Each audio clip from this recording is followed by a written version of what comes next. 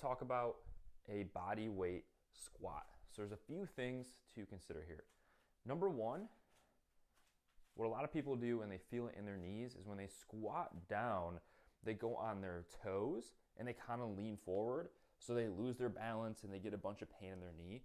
So the first thing to think about is you want to kind of like karate chop at the hips. So notice how my hips are going back first.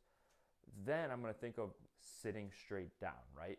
So hips back first, sitting straight down. You can see how my knees are kind of staying back a little bit versus leaning forward. It kind of keeps my balance in the middle position there. So that's first. Karate chop at the hips, squat straight down.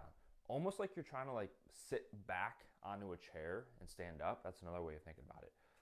Number two is if you're struggling with balance, there's two things you can do. You can widen your stance, and this can actually make your knees feel a little bit better too. So maybe take a little bit wider than shoulder width apart stance and squat, right?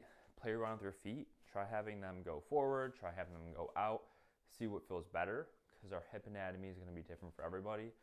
Another thing is to have some counterbalance. You can kind of keep your arms in front of you and it might help with balance a little bit. So when I go down, I'm putting my arms in front and coming back up.